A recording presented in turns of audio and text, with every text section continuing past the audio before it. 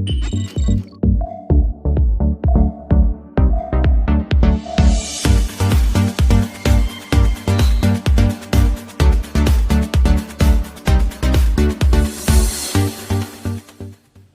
आप MS Excel के इस महान डाटा एंट्री के पर्व में शामिल होना चाहते हैं तो ये वीडियो आपके लिए बहुत ही मददगार साबित होने वाली है। आप सीखेंगे एक्सेल को शुरू से लेके हम जीरो से हीरो बनाने की कोशिश करेंगे और एक्सेल में बेसिक से लेके एडवांस लेवल हम आपको यहाँ पे पढ़ाने वाले हैं। आज एक्सेल की पहली दिन की वीडियो है तो एक्सेल को पहले स्टार्ट करने की प्रक्रिया आपको समझा दें। विंडोज़ की के साथ R टाइप करिएगा और यहाँ पे सर्च बॉक्स में आपको एक्सेल टाइप करना है और जैसे ही एक्सेल टाइप करेंगे एक्सेल की जो मेन पेज है वो आपको सामने यहाँ पे ओपन होना शुरू हो जाएंगे। एक्सेल के पेज को आपको बता दें, जो एक्सेल की फाइल होती है इसे वर्कबुक के नाम से जाना जाता है। यानी जो आप एक्सेल में फाइल इंसर्ट करते, देखिए एक ऑप्शन यहाँ दिया है ब्लैंक वर्कबुक। इसी वर्कबुक पे आप क्लिक करते हो तो एक खाली वर्कबुक मिलता है। लेकिन आपको बता दें कि एक वर्कबुक में देखिए नीचे लिखा हुआ है शीट 1 और इसके बाद देखिए प्लस का आइकन दिया हुआ है और प्लस वाले आइकन पे जब आप क्लिक करोगे तो यहाँ पे दूसरी शीट भी आप ऐड करा सकते हैं, यानी शीट 2। ऐसे ही आपको अगर अगली शीट भी चाहिए तो यहाँ पे शीट 3 भी ले सकते हैं और एक शीट में अधिकतम 255 शीटें आप इंसर्ट करा सकते हो। क्या कहने का मतलब, 255 वर्कशीट आप ऐड करा सकते हो। देखिए टोटल जो है उसको हम क्या कहते हैं, उसे हम कहते हैं वर्कबुक और यहाँ पे हम जो चीज़ें इंसर्ट करा सकते हैं उसे कहते हैं वर्कशीट। यानी एक वर्कबुक में अधिकतम 255 वर्कशीटें आ सकती है। अब सवाल ये है कि एक्सेल पे डाटा एंट्री के साथ साथ कौन से काम हम सीखे जो हमको जॉब दिला सके। तो सबसे पहले आपको बता दें कि डाटा एंट्री हो चाहे एक्सेल पे बेसिक टास्क हो, जो भी काम आप शुरू करेंगे उसके लिए ज़रूरी है कि एक्सेल को आप बेसिक से सीखें, तभी आपके लिए मददगार साबित होगा। आज की वीडियो में हम यहाँ पे होम टैब से शुरू करके आपको लेके चलेंगे लास्ट तक। व्यू टैब के जो छोटे छोटे आइकन हैं और छोटे छोटे जो टूल्स हैं इनके सभी के बारे में आपको परिचय करवाएंगे। लेकिन ये वीडियो आपको स्टेप बाय स्टेप और डे बाय डे मिलने वाली है, तो धीरज रखिएगा। पहले तो यहाँ पे जब एक्सेल आप ओपन करते हो तो ये देखो ए लिखा है, फिर बी लिखा है, सी लिखा है। इसे हम कॉलम के नाम से जानते हैं और जो 1 2 3 आप देख पा रहे हो वही आपकी रो कहलाते हैं। अब टोटल कॉलमों की संख्या कितनी होती है और टोटल रो कितने होते हैं, इसके लिए हम कंट्रोल के साथ राइट एरो को प्रेस करते हैं तो देखिए लास्ट हम कॉलम पे आ गए हैं और इस कॉलम का मान है XFD और इसका जो अगर आप परिणाम निकालेंगे 16,000 यहाँ पे 384 कॉलम मिलने वाले हैं। और ऐसे ही अगर हम रो की बात करें, पहले तो हम कंट्रोल के साथ लेफ्ट एरो ले लेते हैं, शुरू वाले कॉलम पे आते हैं। पहले कॉलम का देखो हमारा जो पता होता है इसे ए कॉलम होता है और जो पहली रो होती है 1 होती है। यानी जो पहली जो हमारी सेल है इसका पता हो जाता है A1।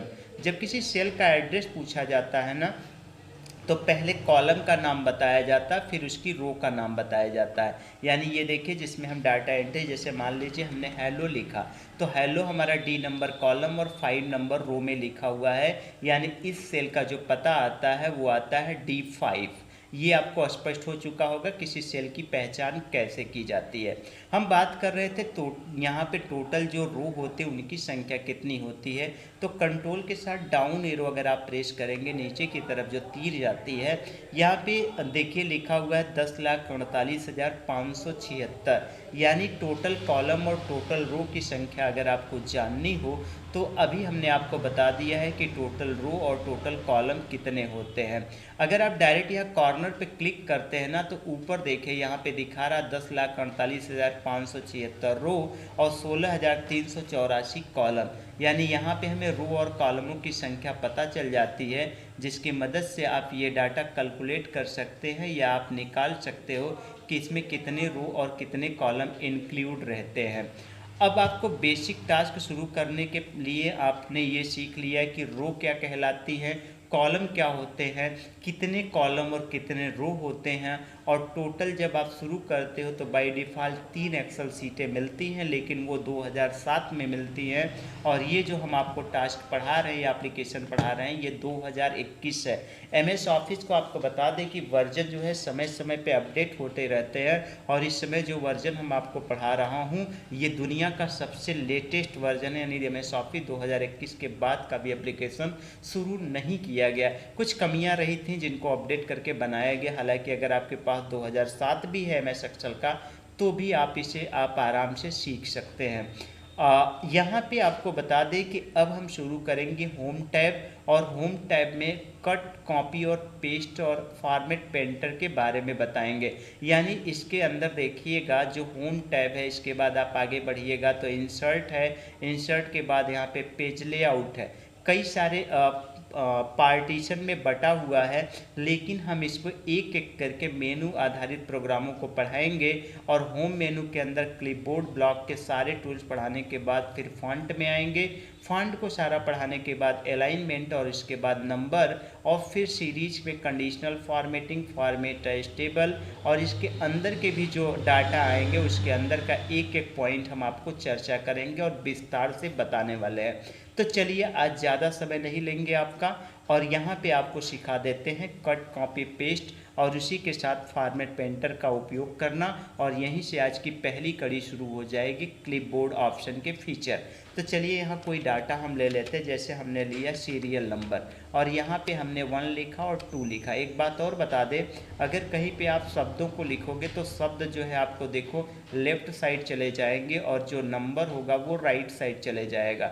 अगर इन सबको व्यवस्थित करना है तो सेलेक्ट करिएगा, और सेलेक्ट करने के बाद अलाइनमेंट वाले ऑप्शन में देखिएगा यहाँ पे सेंटर का एक ऑप्शन, इस पर क्लिक मारिएगा तो ये बीचों बीच आ जाता है। सवाल ये है सीरियल नंबर अगर हमें 1, 2 और आगे तक का लिखना हो तो कैसे हम लिखेंगे।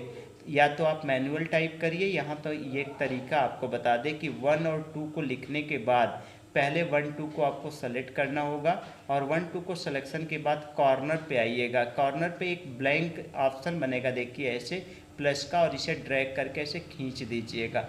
जैसे ही आप आगे खींचते जाएंगे डाटा वैसे देखिए प्लस होता चला जाएगा। इसे छोड़ दीजिएगा तो आप देखेंगे कि वो डाटा यहाँ पे फिलअप हो गया है।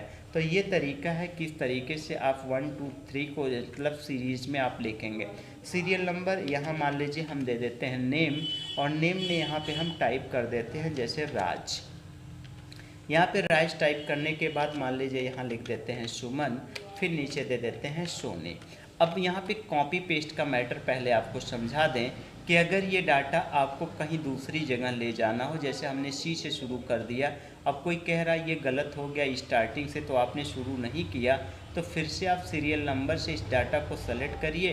नीचे जितना डाटा सेलेक्शन करने के बाद यहाँ देखिए कट का ऑप्शन है, क्लिपबोर्ड में कैंची की तरह ऑप्शन दिखाता है, और इसका शॉर्टकट हालांकि आपको पता होगा, बेसिक चीज़ें अगर आपने पढ़ा होगा तो कट वाले ऑप्शन पे क्लिक करा लीजिए। ये देखिए पॉइंटर इस तरह से चलने लगा, और जहाँ आपको चाहिए, जैसे हमें A1 वाले में चाहिए तो यहाँ क्लिक करके पेस्ट का शॉर्टकट कंट्रोल के साथ V होता है, या तो मैनुअल आप पेस्ट पे जाके क्लिक करिए, या पेस्ट पे जैसे कंट्रोल V आप लगा दीजिए, देखिए ये डाटा पेस्ट हो जाता है। अब हम आपको बताते हैं कॉपी कैसे काम करती है। अगर इसकी डुप्लीकेट अगर आपको बनाना है तो देखिए यहाँ फॉर्मेट पेंटर के ऊपर एक ऑप्शन है कॉपी करने का, यानी जो कट के नीचे आपको डबल दिख रहा है वो ये कॉपी करने का काम आती है, और इसका शॉर्टकट होता है कंट्रोल के साथ C। जैसे कंट्रोल C या मैनुअल आप प्रेस करेंगे, ये डाटा आपको देखिए इस तरह का दिखने लगेगा, और जहां आप इसको पेस्ट करना चाहते हो पॉइंटर वहां लाइए और कंट्रोल के साथ V दबा दीजिए। एक बात आपको बता दें कि डाटा को चाहे आप कॉपी करिए चाहे पेस्ट करिए, एक बार आप कॉपी या पेस्ट करने के बाद दोबारा आप बार बार पेस्ट कर सकते हैं, पर इसके लिए ज़रूरी है कि कोई ना कोई डाटा आप पहले से कॉपी या कट किए हों, यानी कट या कॉपी करने के बाद लास्ट प्रक्रिया आपको पेस्ट कराना होता है। चलिए डाटा को थोड़ा मॉडिफाई कर लेते हैं, थोड़ा सा सुधार करते हैं, और तब आपको समझ में आएगा क्लिपबोर्ड के फॉर्मेट पेंटर का ऑप्शन, क्योंकि लास्ट जो ऑप्शन बचता है वो फॉर्मेट पेंटर का ही बचता है। कलर वगैरह के लिए यहाँ पे देखिए कई सारे फीचर्स पड़े हैं, साइज़ बढ़ाना, कलर देना, यहाँ पे आप टेक्स्ट कलर भी ऐड करा सकते हो, और साइज़ों में कोई विस्तार या बदलाव चाहते हो तो भी आप बदलाव कर सकते हैं। फ़ॉन्ट फैमिली है, यहाँ से आप अपने जो फ़ॉन्ट है इसको अलग अलग तरीके के फ़ॉन्ट में आप चेंज कर सकते हैं। अब मान लीजिए आपने ये फ़ॉन्ट में ऐसे इस तरह का फ़ॉन्ट दिया और यहाँ से हम एक काम करते हैं कि इस पे बॉर्डर भी हम लगा लेते हैं। बॉर्डर लगाने से क्या होता है, एक्सेल की जो फाइलें हैं ना वो बहुत बेहतर तरीके से दिखने लगती है। तो यहाँ पे देखिए एक ऑप्शन है ऑल बॉर्डर का, इस पर हमने क्लिक करा। अब फॉर्मेट पेंटर का फ़ायदा आपको बताएं कि अगर मान लीजिए इसको भी उसी तरीके से सजाना हो तो आपको कुछ करना नहीं है, पहले जिसकी फॉर्मेटिंग हो जाती है उसको सेलेक्ट करते हो और फॉर्मेट पेंटर पे आके क्लिक करना होगा। यानी जब तक आप उसे सेलेक्ट नहीं करेंगे तब तक फॉर्मेट पेंटर पे आप क्लिक मत करिएगा। फॉर्मेट पेंटर पे जैसे क्लिक करेंगे तो देखिएगा आप नीचे आइएगा एक्सेल में, तो यहाँ पे आप देखेंगे प्लस के साथ एक ब्रश आता है और इस ब्रश में आप ऐसे ड्रैग करके नीचे खींच दीजिए जितना दूर का फॉर्मेटिंग आपको करना हो। और उसके बाद जैसे ही आप छोड़ेंगे इसको, इस पॉइंटर को, तो आप पाएंगे कि जितनी एडिटिंग इस सेल में की गई थी यानी पहले वाले में, उतनी ही एडिटिंग इस सेल में हो चुकी है। तो ये प्रक्रिया है कि इसकी मदद से आप ये जो डाटा है इसको आप इस तरह से आप चेंज कर सकते हैं। यानी फॉर्मेट पेंटर एक फॉर्मेटिंग को कॉपी करने की मदद करता है। ये थी प्रक्रिया आज के एक्सेल के होम टैब के क्लिपबोर्ड ब्लॉक का। हमने कट, कॉपी, पेस्ट और आपको फॉर्मेट पेंटर बताया है। अगली वीडियो में हम आपको फॉन्ट ब्लॉक के बारे में समझाएंगे। फिर ऐसे प्रत्येक मतलब जो टॉपिक है उस पर वीडियो लेके आएंगे।